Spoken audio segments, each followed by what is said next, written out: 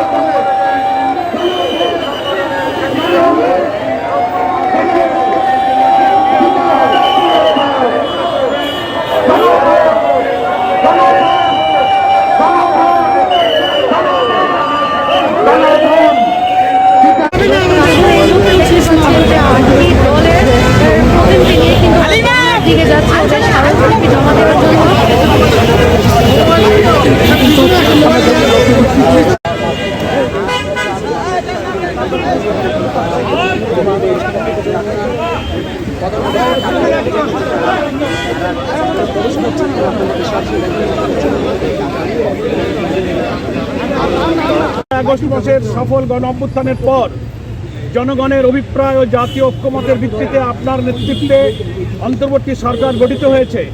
অন্তর্বর্তী সরকার দায়িত্ব গ্রহণের পর রাষ্ট্রের প্রয়োজনকে সামনে রেখে জনগণের প্রত্যাশা পূরণের লক্ষ্যে গণহত্যার বিচার, রাষ্ট্র সংস্কার ও স্বৈরাচার ফিরে আসার সকল পথ রুদ্ধ করার প্রত্যয় নিয়ে কাজ শুরু করেন। জাতির প্রত্যাশার আলোকে আপনার বলিষ্ঠ নেতৃত্বে পরিচালিত বর্তমান সরকার দেশে গণতন্ত্র, মানবাধিকার ও ন্যায় বিচার প্রতিষ্ঠার জন্য নিরলসভাবে প্রচেষ্টা চালিয়ে যাচ্ছে। এই লক্ষ্যে গঠিত হয় বিভিন্ন সংস্কার কমিশন।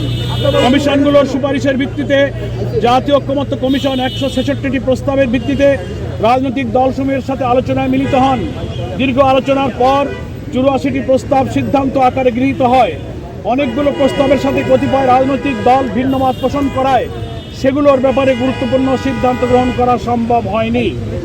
আপনার নেতৃত্বে গঠিত ঐক্যমত্য কমিশন দীর্ঘ প্রচেষ্টার পর প্রায় 31টি রাজনৈতিক দলের সহযোগিতায় জুলাই ঘোষণাপত্র জাতির সামনে পেশ করেছে। জুলাই জাতীয় সনদে 2-1টি দল বাদে রাজনৈতিক দলসমূহ স্বাক্ষর করেছে। জুলাই জাতীয় সনদ বাস্তবায়নের পন্থা সম্পর্কে সরকার ও রাজনৈতিক দলসমূহের পক্ষ থেকে বিশেষজ্ঞদের